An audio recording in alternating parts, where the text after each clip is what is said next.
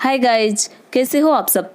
I hope आप अच्छे होंगे, मस्त होंगे, स्वस्थ होंगे। स्वागत करती हूँ आपका अपने YouTube channel youth education family में। हमने एक श्रृंखला शुरू की है महत्वपूर्ण वस्तुनिष्ठ प्रश्नों की टॉपिक वाइज। इसी श्रृंखला को आगे बढ़ाते हुए आज का हमारा टॉपिक है भारत का संक्षिप्त परिचय, जो कि भारत के भूगोल से संबंधित है। इस वीडियो में हम बात करेंगे टॉप 30 महत्वपूर्ण वस्तुनिष्ठ प्रश्नों की, जो आरबीएससी व एनसीईआरटी से लिए गए हैं। आइए बिना किसी देरी के हम लेते हैं आज के महत्वपूर्ण क्वेश्चन। आज का पहला क्वेश्चन लेते हैं। प्राचीन भारतीय भौगोलिक मान्यता के अनुसार भारतवर्ष किस द्वीप का अंग था? हमें बताना है प्राचीन भारतीय भौगोलिक मान्यता के अनुसार भारतवर्ष किस द्वीप का अंग था। ऑप्शन ए पुष्कर द्वीप, ऑप्शन बी जम्बू द्वीप, ऑप्शन सी कांच द्वीप, ऑप्शन डी कुश द्वीप। आप भी अपना उत्तर सिलेक्ट कीजिए और इसका उत्तर हो जाएगा ऑप्शन बी जम्बू द्वीप। अगला क्वेश्चन लेते हैं। भारत की मुख्य भूमि की दक्षिणी सीमा है। हमें बतानी है भारत की मुख्य भूमि की दक्षिणी सीमा है। ऑप्शन ए 6 डिग्री 4 मिनट उत्तरी अक्षांश, ऑप्शन बी 7 डिग्री 4 मिनट उत्तरी अक्षांश, ऑप्शन सी 8 डिग्री 4 मिनट उत्तरी अक्षांश, ऑप्शन डी 6 डिग्री 8 मिनट उत्तरी अक्षांश। आप भी अपना उत्तर सिलेक्ट कीजिए और इसका उत्तर हो जाएगा option C.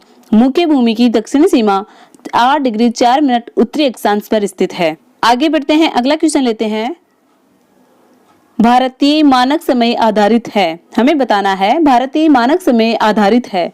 Option A 80 degree पूर्वी देशांतर पर, ऑप्शन बी 80 डिग्री पश्चिमी देशांतर पर, ऑप्शन सी 82 डिग्री 30 मिनट पूर्वी देशांतर पर, और ऑप्शन डी है 82 डिग्री 30 मिनट पश्चिमी देशांतर पर। आप भी अपना उत्तर सिलेक्ट कीजिए और इसका उत्तर हो जाएगा ऑप्शन सी 82 डिग्री 30 मिनट पूर्वी देशांतर पर स्थित है। 82.5 डिग्री पूर्वी देशांतर रेखा भारत के 5 राज्यों से होकर गुजरती है। वो 5 राज्य हैं उत्तर प्रदेश, मध्य प्रदेश, छत्तीसगढ़, उड़ीसा व आंध्र प्रदेश। आगे बढ़ते हैं, अगला क्वेश्चन लेते हैं। अगला क्वेश्चन है भारत की स्थलीय सीमा की लंबाई कितनी है? हमें बताना है भारत की स्थलीय सीमा की लंबाई कितनी है। Option A 6100 kilometre, option B 7516.5 kilometre, option C 1200 kilometre, option D 15200 kilometre. आप भी अपना उत्तर सिलेक्ट कीजिए और इसका उत्तर हो जाएगा ऑप्शन डी 15200 किलोमीटर। हमारा नेक्स्ट क्वेश्चन है द्वीपों सहित भारत के तट रेखा की लंबाई कितनी है? हमें बताना है द्वीपों सहित भारत के तट रेखा की लंबाई कितनी है। Option A 6100 kilometre, option B 6200 kilometre, option C 7516.5 kilometre, option D 8000 kilometre. आप भी अपना उत्तर सिलेक्ट कीजिए और इसका उत्तर हो जाएगा ऑप्शन सी 7516.5 किलोमीटर द्वीपों सहित भारत के तट रेखा की लंबाई है। अगला क्वेश्चन लेते हैं। भारत की उत्तर से दक्षिण तक की लंबाई कितनी है? हमें बताना है भारत की उत्तर से दक्षिण तक की लंबाई। Option A 2933 kilometre, option B 3214 kilometre, option C 3124 kilometre और ऑप्शन डी 3412 किलोमीटर। आप भी अपना उत्तर सिलेक्ट कीजिए। इसका उत्तर हो जाएगा ऑप्शन बी 3214 किलोमीटर। भारत की उत्तर से दक्षिण तक की लंबाई 3214 किलोमीटर है। आगे बढ़ते हैं, अगला क्वेश्चन लेते हैं। अगला क्वेश्चन है भारत की पूर्व से पश्चिम तक की लंबाई है। हमें बताना है भारत की पूर्व से पश्चिम तक की लंबाई। हमने पहले क्वेश्चन में देखा था कि भारत की उत्तर से दक्षिण तक की लंबाई थी, उसका उत्तर था 3214 किलोमीटर, और अब इस क्वेश्चन में पूछा गया है पूर्व से पश्चिम तक की लंबाई। Option A 2933 kilometre, option B 3033 kilometre, option C 3133 kilometre, option D 3214 kilometre. आप भी अपना उत्तर सिलेक्ट कीजिए और इसका उत्तर हो जाएगा ऑप्शन ए 2933 किलोमीटर। भारत की पूर्व से पश्चिम तक की लंबाई 2933 किलोमीटर है और उत्तर से दक्षिण तक की लंबाई है 3214 किलोमीटर। अगला क्वेश्चन लेते हैं। भारत का क्षेत्रफल विश्व के कुल भौगोलिक क्षेत्रफल का कितना प्रतिशत है? हमें बताना है भारत का क्षेत्रफल विश्व के कुल भौगोलिक क्षेत्रफल का कितना प्रतिशत है। Option A 2.2%, option B 2.4%, option C 2.8% और ऑप्शन डी है 3.2%। आप भी अपना उत्तर सिलेक्ट कीजिए। इसका उत्तर हो जाएगा ऑप्शन बी 2.4%। भारत का क्षेत्रफल विश्व के कुल भौगोलिक क्षेत्रफल का 2.4% है। आगे बढ़ते हैं, अगला क्वेश्चन लेते हैं। अगला क्वेश्चन है, संपूर्ण भारत के कितने प्रतिशत भूभाग पर पर्वत और पहाड़ियों का विस्तार पाया जाता है? क्वेश्चन को ध्यान से पढ़ना है। संपूर्ण भारत के कितने प्रतिशत भाग पर पर्वत और पहाड़ी का विस्तार पाया जाता है? हमें इसमें पर्वत और पहाड़ी दोनों को मिला के पूछा गया है। ऑप्शन ए है 10.7%, option B 18.6%, option C 29.3%, option D 43%। आप भी अपना उत्तर सिलेक्ट कीजिए और इसका उत्तर हो जाएगा ऑप्शन सी 29.3%। इसमें अकेले पर्वतीय क्षेत्र का विस्तार है 10.7% और पहाड़ी क्षेत्र का विस्तार है 18.6%। अगर हम इन दोनों को प्लस करते हैं तो इसका उत्तर हो जाएगा 29.3%। आगे बढ़ते हैं, अगला क्वेश्चन लेते हैं। संपूर्ण भारत के कितने प्रतिशत भूभाग पर पठार का विस्तार पाया जाता है? हमें बताना है संपूर्ण भारत के कितने प्रतिशत भूभाग पर पठार का विस्तार पाया जाता है। पिछले क्वेश्चन में हमें पर्वत और पहाड़ी दोनों को मिलाकर विस्तार पूछा गया था, जबकि इस क्वेश्चन में हमें पठार का विस्तार पूछा गया है। ऑप्शन ए है 10.7%, option B 18.6%, option C 27.7%, option D 29.3%। आप भी अपना उत्तर सिलेक्ट कीजिए और इसका उत्तर हो जाएगा 27.7%। संपूर्ण भारत के 27.7% भूभाग पर पठारों का विस्तार पाया जाता है। अगला क्वेश्चन देखते हैं। संपूर्ण भारत के कितने प्रतिशत भूभाग पर मैदान का विस्तार पाया जाता है? क्वेश्चन को ध्यान से पढ़ना है। संपूर्ण भारत के कितने प्रतिशत भूभाग पर मैदान का विस्तार पाया जाता है? पहले के क्वेश्चन में पूछा गया था पर्वत और पहाड़ी का विस्तार, उससे दूसरे क्वेश्चन में पूछा गया था पठारों का विस्तार, जबकि इसमें पूछा गया है मैदान का विस्तार। ऑप्शन ए है 10.7%, option B 18.6%, option C 27.7%, option D 43%। आप भी अपना उत्तर सिलेक्ट कीजिए और इसका उत्तर हो जाएगा ऑप्शन डी 43% भाग पर मैदानों का विस्तार पाया जाता है। अगला क्वेश्चन लेते हैं। भारत की प्रादेशिक जल सीमा समुद्र तट से कितने समुद्री मील की दूरी तक है? हमें बताना है भारत की प्रादेशिक जल सीमा समुद्र तट से कितने समुद्री मील की दूरी तक है। पहला ऑप्शन है 12 मील, दूसरा ऑप्शन है 24 मील और तीसरा ऑप्शन है 111 मील, चौथा ऑप्शन है 200 मील। आप भी अपना उत्तर सिलेक्ट कीजिए और इसका उत्तर हो जाएगा ऑप्शन ए 12 मील। भारत की प्रादेशिक जल सीमा समुद्र तट से 12 मील समुद्री मील की दूरी तक विस्तृत है। अगला क्वेश्चन लेते हैं। भारत में निम्नलिखित में से किस राज्य की तट रेखा सबसे लंबी है? हमें बताना है भारत में किस राज्य की तट रेखा सबसे लंबी है। ऑप्शन ए है Maharashtra, option B Kerala, option C Gujarat और ऑप्शन डी पश्चिम बंगाल। आप भी अपना उत्तर सिलेक्ट कीजिए और इसका उत्तर हो जाएगा ऑप्शन सी गुजरात। गुजरात की तट रेखा सबसे लंबी है। आगे बढ़ते हैं, अगला क्वेश्चन लेते हैं। अगला क्वेश्चन है निम्नलिखित भारतीय राज्यों में से किससे होकर कर्क रेखा नहीं गुजरती है? हमें बताना है कर्क रेखा कौन से राज्य से होकर नहीं गुजरती है। कर्क रेखा भारत के बीचों बीच से होकर गुजरती है। उसके राज्यों को याद रखने की एक छोटी सी ट्रिक है गरम छज्जा पात्रम। तो उस ट्रिक से हम याद कर सकते हैं कि कर्क रेखा कौन कौन से राज्यों से होकर गुजरती है। ऑप्शन ए है Uttar Pradesh, option B Madhya Pradesh, option C Gujarat, option D Jharkhand. आप भी अपना उत्तर सिलेक्ट कीजिए। इसका उत्तर हो जाएगा ऑप्शन ए उत्तर प्रदेश। कर्क रेखा उत्तर प्रदेश से होकर नहीं गुजरती है।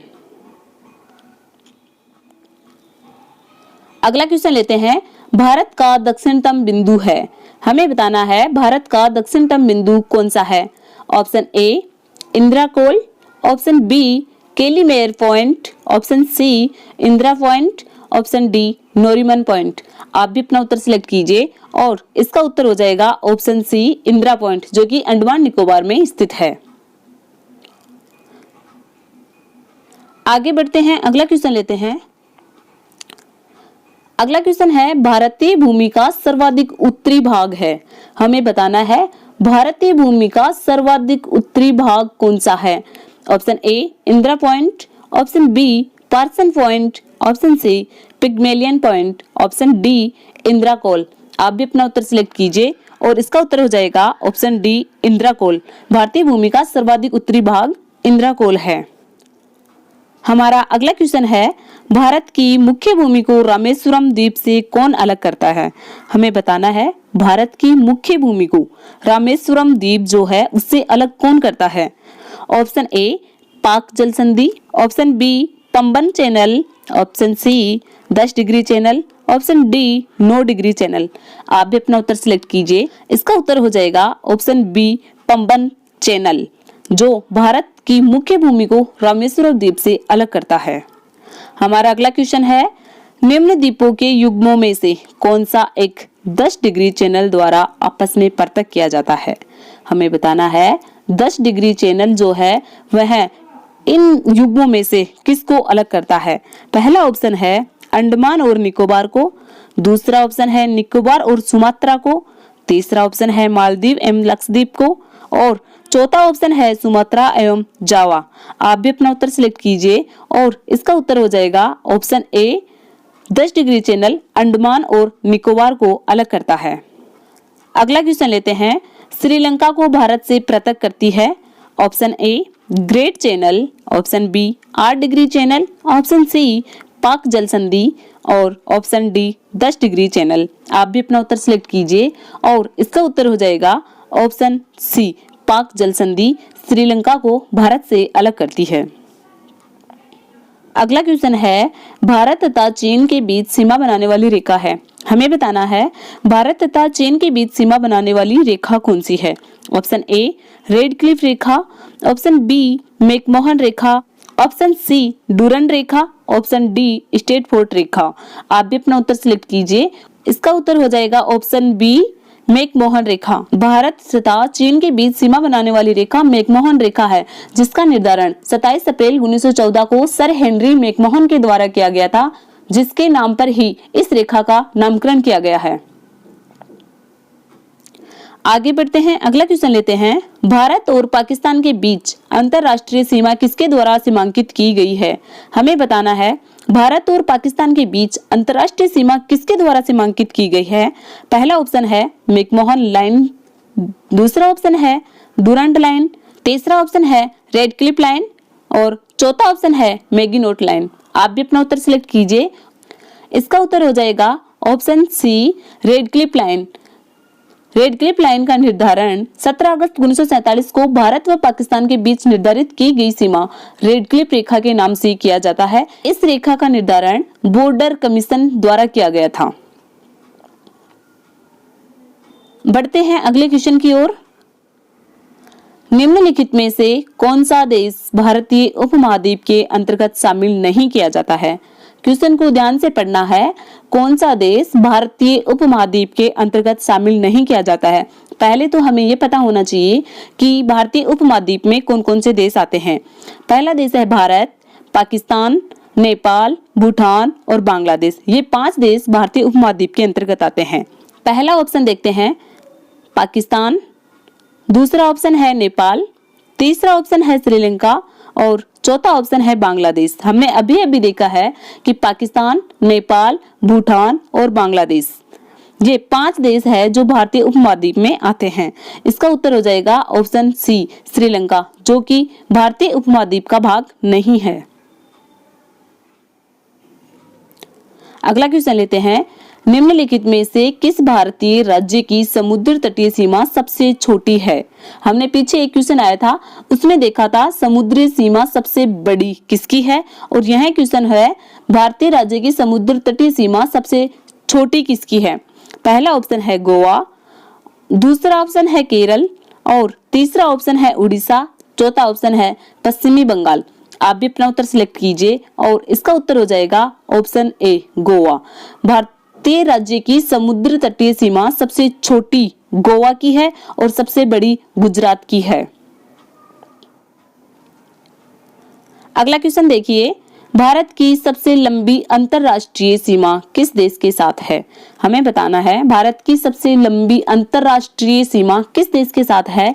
Option A Nepal, option B Pakistan, option C चीन, ऑप्शन डी बांग्लादेश। आप भी अपना उत्तर सिलेक्ट कीजिए और इसका उत्तर हो जाएगा ऑप्शन डी बांग्लादेश। बांग्लादेश की अंतर्राष्ट्रीय सीमा 4096 है। आगे बढ़ते हैं, अगला क्वेश्चन लेते हैं। भारत का कौन सा भू आकृतिक भाग प्राचीनतम है?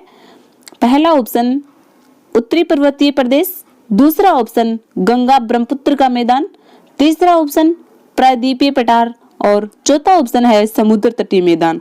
आप भी अपना उत्तर सिलेक्ट कीजिए और इसका उत्तर हो जाएगा ऑप्शन सी प्रायद्वीपीय पठार। आगे बढ़ते हैं, अगला क्वेश्चन लेते हैं। अगला क्वेश्चन है, कोंकण तट कहां से कहां तक विस्तृत है? हमें बताना है कोंकण तट जो है वह कहां से कहां तक विस्तृत है। ऑप्शन ए गोवा से कोची, ऑप्शन बी गोवा से दीव, ऑप्शन सी गोवा से दमन, ऑप्शन डी गोवा से मुंबई। आप भी अपना उत्तर सिलेक्ट कीजिए और इसका उत्तर हो जाएगा ऑप्शन सी गोवा से दमन तक कोंकण तट का विस्तार है। अगला क्वेश्चन लेते हैं, निम्नलिखित में से कौन सा तट पश्चिमी तट का भाग नहीं है? हमें बताना है निम्न में से कौन सा तट पश्चिमी तट का भाग नहीं है। ऑप्शन ए काठियावाड़ तट, ऑप्शन बी कोंकण तट, ऑप्शन सी मालाबार तट, ऑप्शन डी कोरोमंडल तट। आप भी अपना उत्तर सिलेक्ट कीजिए और इसका उत्तर हो जाएगा ऑप्शन डी कोरोमंडल तट। कोरोमंडल तट जो है वह पूर्वी तट का भाग है, ना कि पश्चिमी तट का। अगला क्वेश्चन लेते हैं, लक्षद्वीप समूह के द्वीपों की उत्पत्ति निम्नलिखित में से किस प्रकार हुई है? क्वेश्चन को ध्यान से पढ़ना है। लक्षद्वीप समूह के द्वीपों की उत्पत्ति निम्न में से किस प्रकार हुई है? ऑप्शन ए ज्वालामुखी उत्पत्ति से, ऑप्शन बी मृदा निक्षेपण से, ऑप्शन सी प्रवाल उत्पत्ति से, ऑप्शन डी इनमें से कोई नहीं। आप भी अपना उत्तर सिलेक्ट कीजिए और इसका उत्तर हो जाएगा ऑप्शन सी प्रवाल उत्पत्ति से।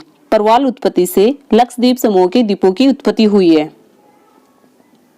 अगला क्वेश्चन लेते हैं, भारतीय क्षेत्र में स्थित दो ज्वालामुखी द्वीप है। हमें बताना है भारतीय क्षेत्र में स्थित दो ज्वालामुखी द्वीप कौन से हैं।